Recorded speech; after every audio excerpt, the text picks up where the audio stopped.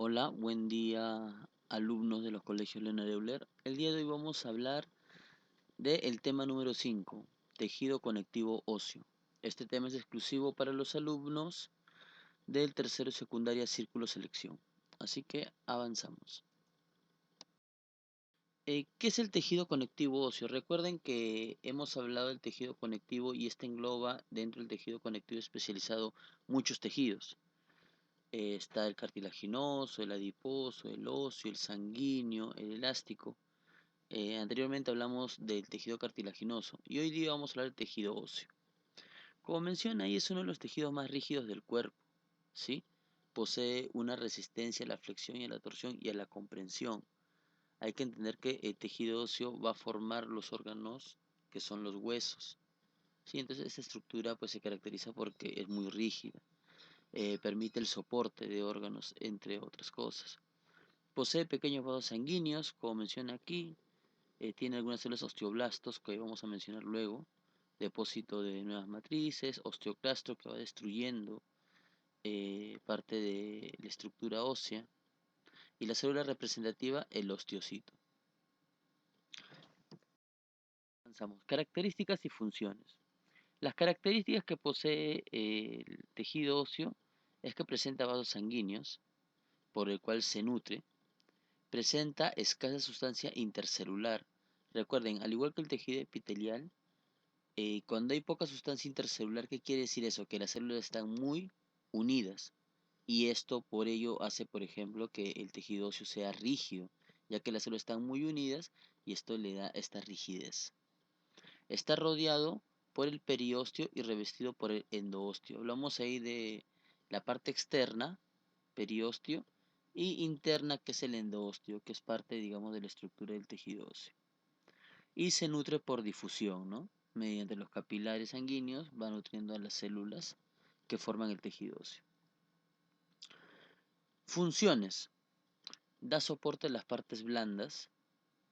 Hay que tener en cuenta que nuestro cuerpo tiene muchas regiones blandas, de las cuales, digamos, los huesos van a darle soporte a algunas de ellas, ¿sí?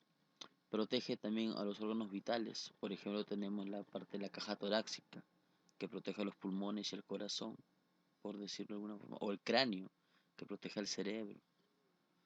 Aloja y protege a la médula ósea. Recuerden que la médula ósea se encarga de formar células sanguíneas. ¿Sí? La más representativa, el glóbulo rojo. Proporciona soporte a los músculos. Recuerden que el aparato locomotor está conformado por los huesos, el sistema esquelético, el sistema muscular, ¿no? Ya que la acción de los músculos esqueléticos que están insertados en los huesos, al contraerse, jalan al hueso y esto permite el movimiento. ¿Sí? Avanzamos. Ahora vamos a observar a los componentes celulares. Como todo tejido está conformado por células y tenemos varios tipos de células. ¿Sí? Acá por ejemplo vamos a observar las células de sostén. Tenemos a los osteoblastos y a los osteocitos.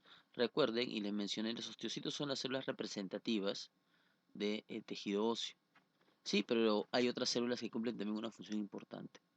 Por ejemplo, los osteoblastos son células jóvenes que elaboran colágeno y glucoproteínas y realizan la osteogénesis. Quiere decir que va a formar nuevas células.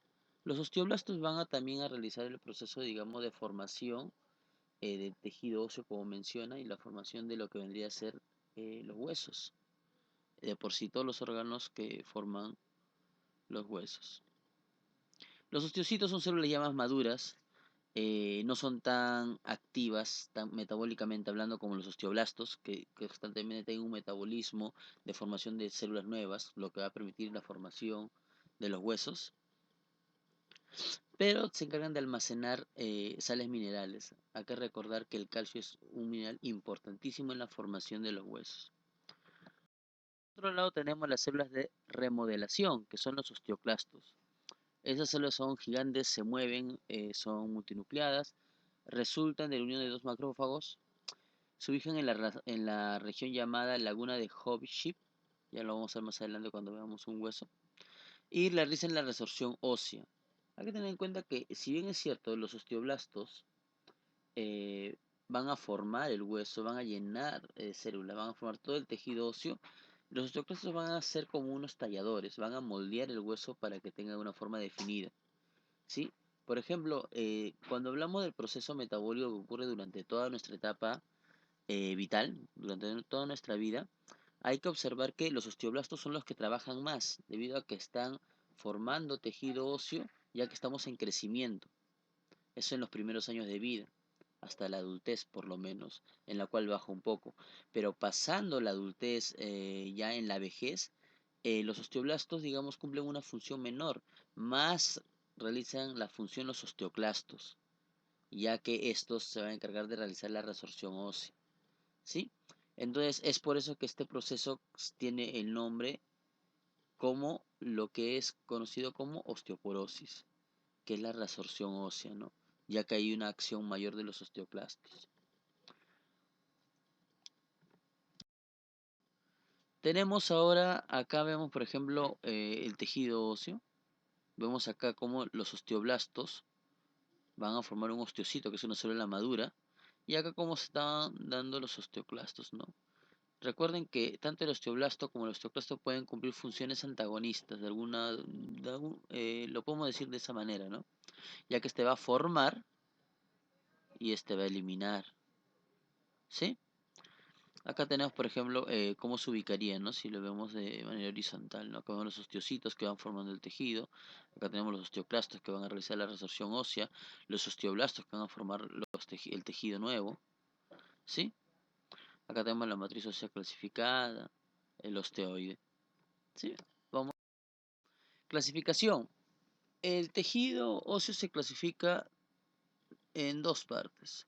El tejido óseo esponjoso y el tejido óseo compacto.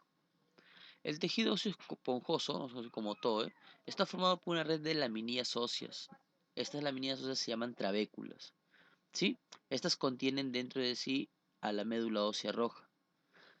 Se localiza básicamente en huesos cortos, planos y en la epífisis de los huesos largos, en la parte esto quiere decir la parte extrema de los huesos. Sí, y recuerden, mira, se encuentra en la médula ósea roja. Esto es importante porque va a producir una gran cantidad de ¿qué? De células llamadas glóbulos rojos. Ahora, es por eso que cuando tenemos un problema, digamos, en los glóbulos rojos, como por ejemplo la leucemia, que es un tipo de cáncer que ataca a los glóbulos rojos, lo que se habla es que la médula ósea no está cumpliendo una función adecuada. Y en muchos casos se tiene que realizar un trasplante de médula ósea roja, ¿no? En lo que implica sacar las células madre de esa zona para insertarlas en el paciente, lo que va a hacer que éste pueda producir células sanguíneas de manera adecuada, ya que el glóbulo rojo cumple una función importante en lo que debe ser el proceso de respiración celular. Por otro lado tenemos el tejido óseo compacto. Está formado por los sistemas de Havers y se localiza en la parte de la diáfisis, que es la parte central de los huesos, ¿sí? En el caso de los huesos largos, la parte, digamos, media, y en tablas de los huesos planos. Eh, si observamos el mismo nombre, implica, digamos, su estructura. Esponjoso quiere decir que tiene porosidad. Tejido óseo compacto no, es más duro, es más rígido. ¿Sí? Ahí vemos la diferencia de ambos. Por ejemplo, dentro del hueso compacto más o menos es el 80% del hueso y el otro 20% está formado por el hueso esponjoso. Este posee osteonas o sistemas haversianos y este no tiene osteonas, pero sí tiene trabéculas. Entonces acá vemos los sistemas de Haber, ¿no? Estos de acá. Son estos sistemas circulares que se van a dar. Y posee estos canales donde se van a insertar los vasos sanguíneos. Y dentro de estos van a encontrarse los osteoitos, ¿no? Los osteocitos. Por otro lado, acá tenemos estas láminas óseas, estas trabéculas. Y acá tenemos sustancia esponjosa. Vemos acá mucha porosidad, ¿no? Desde la parte compacta y desde la parte porosa. Entonces ahí vemos la diferencia entre el hueso esponjoso y el hueso compacto. Entonces, mire, si observamos un hueso largo de manera normal, vemos que la parte de acá es la diáfisis, es la parte dura, es la parte, digamos, más rígida. Y acá vemos la parte esponjosa, ¿no? Que es más porosa. Entonces, epífisis tejido esponjoso. Diáfisis, de manera general, es la parte más compacta, ¿no? Y bueno, acá ya observamos ya el cartílago, ¿no? Acá vemos la médula ósea amarilla, la médula ósea roja, entre otros. Acá tenemos el periósteo. ¿Sí? Avanzamos. Bueno, ahora vamos a observar los tipos de huesos. Hay que observar que tenemos varios tipos de huesos. Tenemos acá los huesos largos, cortos, planos e irregulares. Los huesos largos, por ejemplo, tenemos al húmero, el cúbito y el radio, que se encuentran en la parte de la extremidad superior, que vendría a ser la parte del brazo. Por otro lado, tenemos en la parte inferior a la tibia, peroné y fémur, ¿no? Que es la extremidad inferior. Partiendo de que el fémur es el hueso más largo del cuerpo humano. Sí, entonces acá observamos estos huesos. Por otro lado tenemos los huesos cortos, que son más pequeños. Tenemos, por ejemplo, los huesillos del carpo y el tarso, que se encuentran tanto en la mano como en el pie. También tenemos los huesillos del oído. Hay que recordar el yunque, estribo y el martillo. Las vértebras, hay que hacer, digamos, hay que poner un asterisco ahí, que ahora lo vamos a mencionar, y la rótula, que se encuentra en la rodilla. Por otro lado tenemos también los huesos planos. Por ejemplo, muchos de los huesos planos forman la parte del cráneo. Ahí tenemos el hueso frontal, el parietal, el occipital y el temporal. También se encuentra acá, en la parte de la extremidad superior, que une el hombro y el brazo. Inserción donde se une el húmero, tenemos el omóplato. Donde se une el fémur, tenemos ahí la pelvis, o el hueso de la pelvis. También tenemos el esternón y las costillas, que están en la parte de la caja torácica, ¿no? ¿Por qué decía que hacer un asterisco acá en las vértebras? Porque las vértebras también son considerados huesos irregulares, ¿sí? Son huesos que no se adaptan a ninguna otra categoría.